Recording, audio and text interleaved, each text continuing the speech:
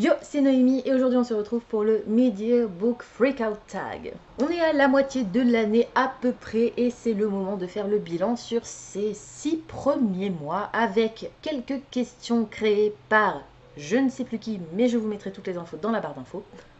C'est là pour ça. Avec le lien vers les différentes vidéos de booktubers que je suis et que j'ai déjà vues qui sont déjà sorties. Et c'est parti, tout de suite, sans plus attendre, avec les questions que je n'ai pas du tout préparées. Je me souviens de les avoir déjà entendues, donc il y a quelques petits trucs pour lesquels j'ai des idées, mais je n'ai rien préparé du tout, ça va être total impro. J'espère que je vais m'en sortir. La première question, c'est quel est le meilleur livre que tu aies lu depuis le début de l'année? Alors, j'ai sorti mon reading journal, je pense savoir lequel c'est, mais je veux juste être sûre de ne pas vous dire de bêtises. Pour l'instant, j'ai eu seulement 3 coups de cœur depuis le début de l'année. Sur 6 mois, c'est pas mal, ça fait un tous les 2 mois à peu près. Et mon meilleur livre de l'année pour l'instant, c'est L'Empire du Vampire, le tome 1 de Jay Kristoff. C'était incroyable. Je vous mettrai dans la barre d'infos le lien vers la vidéo dans laquelle j'en parle, parce que je ne vais pas forcément revenir dessus, sinon on sera là pendant des heures. Mais c'était vraiment, vraiment chouette. Je ne doute pas cependant que d'ici la fin de l'année, je lise d'autres romans qui soient tout aussi bons, voire peut-être même meilleurs. Je ne sais pas comment ce serait possible, mais en tout cas, celui-ci était incroyable. Quelle est la meilleure suite de séries que tu aies lue jusqu'ici? Alors, bonne question. Il faudrait que je regarde dans les livres que j'ai lus, peut-être. Voyons voir. Alors, j'ai plusieurs options, du coup c'est un petit peu compliqué, mais je vais mentionner tout de suite, et tant pis si je le regrette après, parce que j'ai décidé d'essayer de ne pas vous répéter 2 fois les mêmes auteurs ou les mêmes séries. Je sens que je vais déjà le regretter, mais c'est pas grave. Je vais vous mentionner le tome 3 d'Akotar, de Sarah J. Maas. C'était vraiment chouette, c'était une bonne fin de premier cycle, on va dire. Bien sûr, il y a le tome 3.5 qui ajoute quelques petits trucs en plus, mais je l'ai trouvé vraiment chouette et j'ai hâte de continuer la série. Donc c'était, je pense, jusqu'à présent, ma suite de séries préférée. Ma relecture préférée depuis le début de l'année, ben, ça va être très simple parce que je crois que j'en ai fait qu'une seule. Si je me trompe pas, c'était le tome 1 de Nevernight que j'ai lu là au mois de juin et dont vous avez vu la vidéo pour le vlog de série complète. Je crois que c'est le seul livre que j'ai relu cette année, donc forcément ce sera cette réponse-là. Le tome 1 de la trilogie du Nuit d'hiver de Catherine Arden qui s'appelle L'ours et le rossignol. Et comme dit, je vous invite à redécouvrir mon avis dans la barre d'infos. Le genre que j'ai le plus apprécié ou le plus lu jusqu'à présent, c'est une surprise pour personne, c'est la fantasy. La fantasy, c'est mon genre préféré et quand je dis fantasy, c'est la fantasy et tous ses dérivés, les réécritures, la fantasy romance, la high fantasy, tout. Tout ce qui inclut la fantasy me passionne, j'adore ça, c'est mon genre vraiment préféré.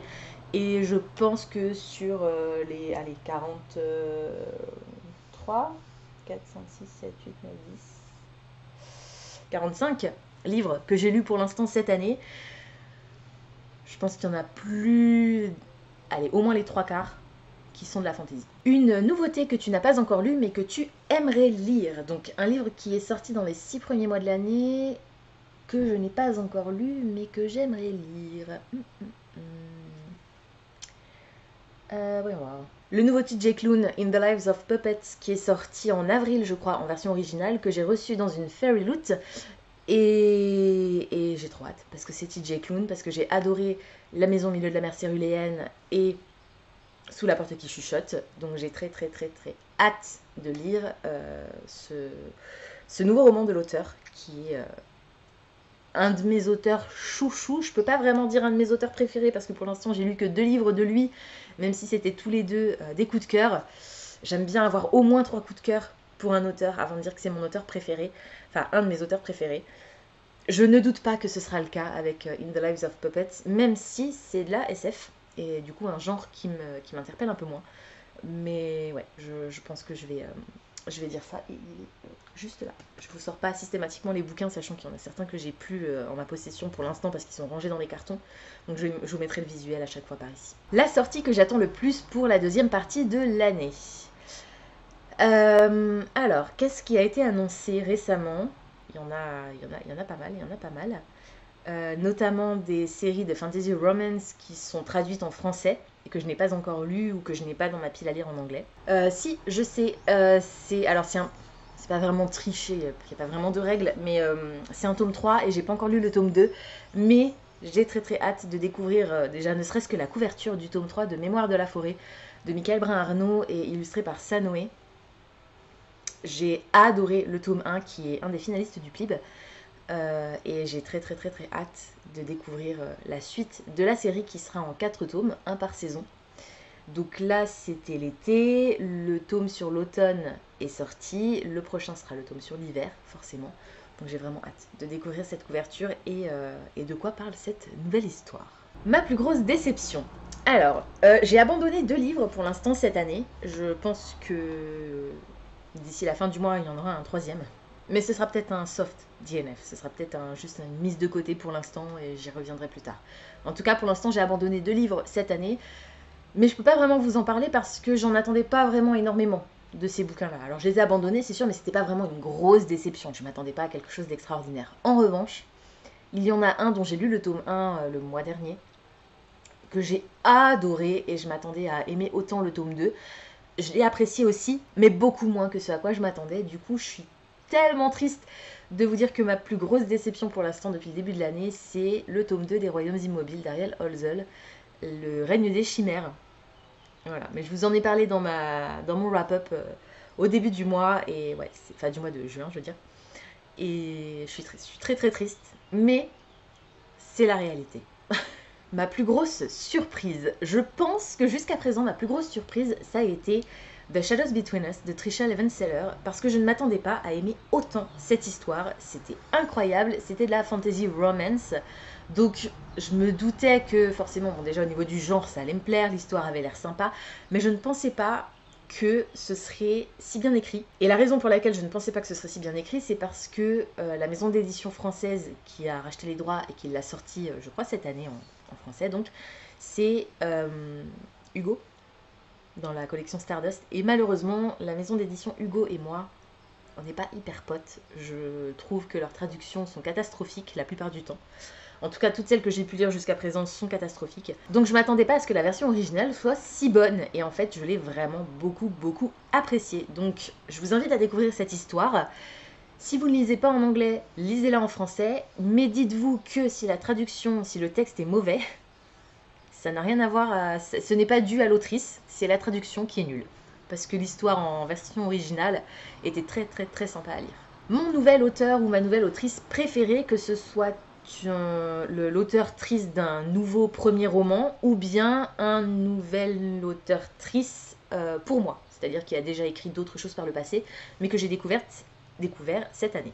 Alors, j'ai lu un seul roman de cette autrice pour l'instant, et comme je vous l'ai dit, j'aime bien avoir au moins 3 coups de cœur avant de dire que c'est une de mes autrices préférées. Je vous ai déjà parlé de TJ Klune, qui est un de mes coups de cœur du début d'année. Je vous ai déjà parlé de Jay Kristoff, qui est mon 2e coup de cœur de l'année. Je vais donc vous parler de mon 3e coup de cœur de l'année, même si, voilà, je vous l'ai dit, c'est le seul livre que j'ai lu pour l'instant de cette autrice, mais j'en ai encore 3 dans ma bibliothèque, il me semble. C'est Margaret Rogerson avec Enchantment of Ravens, que j'ai adoré. C'était trop bien, ce texte était incroyable. Du coup, j'ai très hâte de lire Vespertine et Sorcery of Bones. J'ai également acheté il n'y a pas longtemps Mysteries of Bones Manor, qui est le tome 1.5 de Sorcery of Stones. J'ai trop hâte de lire ces histoires. J'ai adoré le style de l'autrice, j'ai adoré l'ambiance qu'elle mettait dans son récit. Donc, sans pouvoir vous affirmer à 100% que c'est une de mes autrices favorites maintenant, puisque je n'ai lu qu'un seul titre d'elle, je pense qu'elle a au moins le potentiel de devenir une de mes autrices favorites. Mon nouveau personnage préféré. Alors, je suis un petit peu triste parce que mon nouveau personnage préféré, en tout cas pour l'instant, depuis le début de l'année, je pensais que ce serait un personnage en particulier, mais je vais pas vous en parler de toute façon parce que finalement, je pense pas que ce soit vraiment le cas. Et aussi parce que je vous ai déjà mentionné cette autrice dans cette vidéo. Donc je vais plutôt partir sur un autre que j'adore, j'ai vraiment adoré ce personnage. C'était un petit coup de cœur pour ce personnage. Pas forcément pour le livre que j'ai énormément apprécié, mais pour lequel il m'a manqué quelques petits éléments pour que ce soit parfait. Mais c'était un one-shot, donc c'est un personnage que j'ai vraiment beaucoup aimé, mais que je ne retrouverai pas par la suite dans une série. Il s'agit de Art, qui est le personnage principal masculin du livre The Undertaking of Art and Mercy de Megan Bannon. J'ai adoré ce personnage et pareil, je vais pas forcément vous en dire plus dans cette vidéo pour pas qu'on perde trop de temps, mais vous aurez le lien vers la vidéo dans laquelle j'en parle dans la barre d'infos. Un livre qui m'a fait pleurer, alors je vais forcément être obligée de vous mentionner ici Louis le Gallou, le tome 4 de Jean-Luc Marcastel. C'était La Cité de Pierre, je crois. Aïe, aïe, aïe. Incroyable cette série, vous savez que j'aime énormément cette série, vous savez que j'aime énormément cet auteur, le style qu'il a mis dans cette série est phénoménal et il a brisé mon petit cœur encore une fois, comme presque à chaque tome.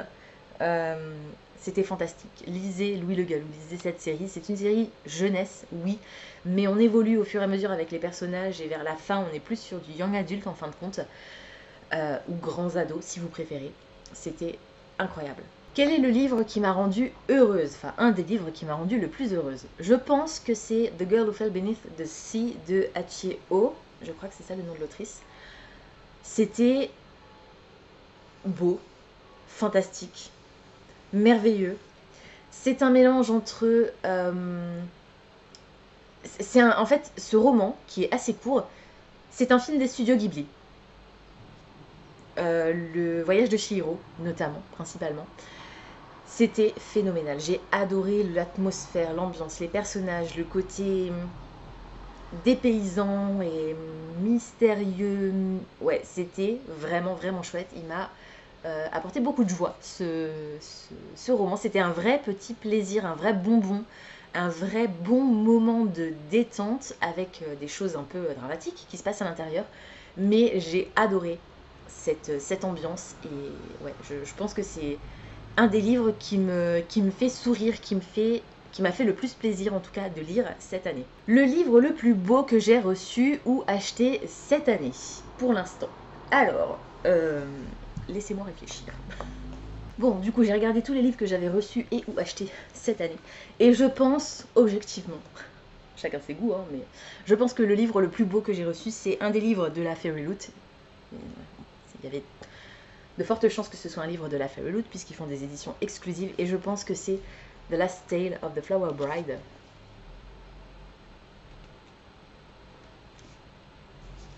Qui est absolument incroyable. Alors il n'est pas très long. J'ai hésité avec Emily Wilde's Encyclopedia of Fairy parce qu'il est aussi très très beau.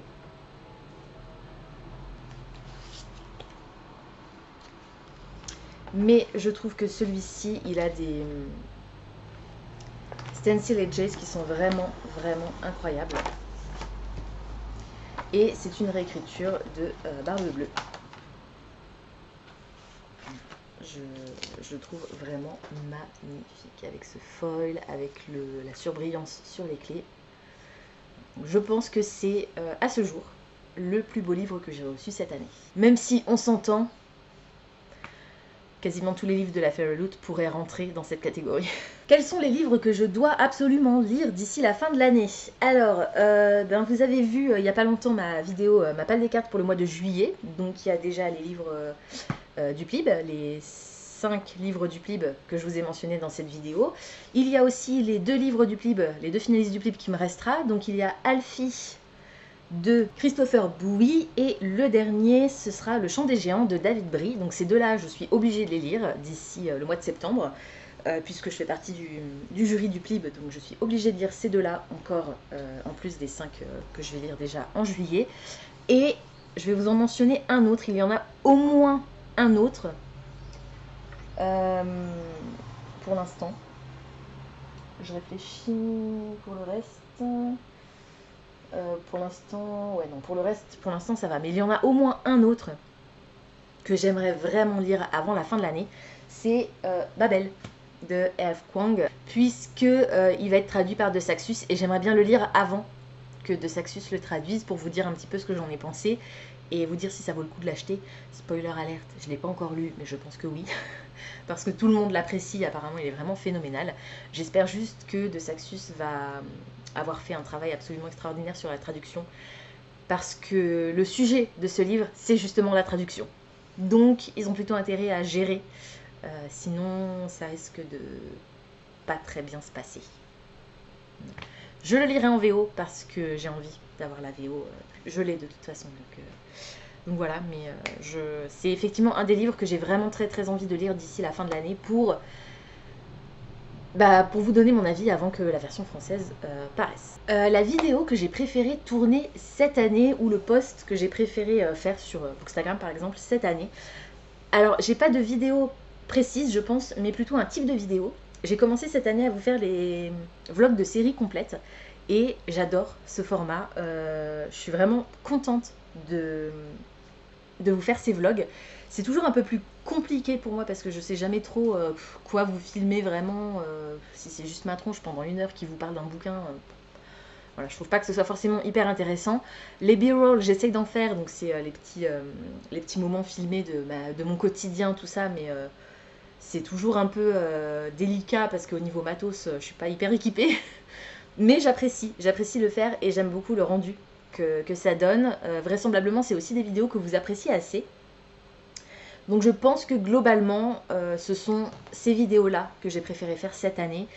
En dehors du vlog des Imaginales, bien sûr, même si je regrette un petit peu cette année que le vlog des Imaginales ait peu de contenu sur site. Je pense que j'aurais pu me débrouiller autrement pour vous parler un peu plus à Épinal ou discuter un peu plus avec Diane ou avec les autres personnes avec qui j'étais. Mais c'est toujours un plaisir de préparer et faire le vlog des Imaginales, donc c'est plutôt cool. Et puis au moment où je le monte, les Imaginales sont terminées et ça me permet d'y retourner un petit peu pour quelques heures. Donc ouais, je pense que ma vidéo préférée de l'année pour l'instant, ce sera un des 3 vlogs de série. Potentiellement le vlog des Lames du Cardinal parce que c'était le premier et que j'ai adoré cette série. Voilà, donc on va partir là-dessus, mais de manière générale, les vlogs de série, c'est vraiment les vidéos que pour l'instant, j'ai préférées cette année, sachant que les vidéos Pal des cartes, je les aime systématiquement, c'est un peu hors catégorie, parce que sinon je vous aurais dit n'importe laquelle des vidéos Pal des cartes, mais voilà, globalement, on va partir là-dessus. Et la dernière question, c'est une question un petit peu spéciale, un petit peu bonus, c'est qui est ta personne préférée dans la communauté Booktube? Alors, j'ai envie, pour cette question, de faire un petit shout-out à une de mes abonnées qui est assez discrète, qui est là depuis extrêmement longtemps, si ce n'est depuis le début, et qui commente systématiquement sous toutes mes vidéos, avec laquelle je n'ai pas forcément beaucoup échangé plus que ça, mais elle est toujours la première. À chaque fois qu'il y a une vidéo qui sort, elle est toujours la première à me mettre son petit cœur ou ses 2 petits cœurs, et du coup merci beaucoup à Ingrid la lectrice. Je te vois, je pense que tu sais que je te vois parce que systématiquement je relike tes petits cœurs, et merci, parce que même si on n'échange pas directement, ça me fait plaisir de voir que tu es là et que tu apprécies et que tu vois les vidéos que je sors. Il y a aussi évidemment Caroline qui est là depuis le début, mais je vous ai déjà parlé de Caroline sur cette chaîne, du coup là c'était vraiment l'occasion de faire un petit big up à Ingrid. Voilà, donc merci beaucoup. Et en dehors de mes abonnés, évidemment, il y a tous les booktubeurs que je suis et que j'apprécie, mais voilà, là pour le coup c'était vraiment l'occasion de mettre en avant une abonnée hyper fidèle, alors merci infiniment. Voilà, c'est tout pour aujourd'hui, j'espère que cette vidéo vous aura plu. Comme d'habitude, n'hésitez pas à me dire dans les commentaires si certains des titres dont je vous ai parlé aujourd'hui vous intéressent, si vous les avez déjà lus et surtout ce que vous en avez pensé. N'hésitez pas également à répondre vous aussi à ces questions que j'essaierai de vous remettre dans la barre d'infos. Pensez à vous abonner à la chaîne, à liker et à partager cette vidéo, ça me fera toujours plaisir. Pensez également à activer la petite cloche de notification qui vous permettra de savoir quand je poste de nouveaux contenus. En attendant de vous retrouver, je vous souhaite d'excellentes lectures et je vous dis à très bientôt dans une prochaine vidéo. Ciao!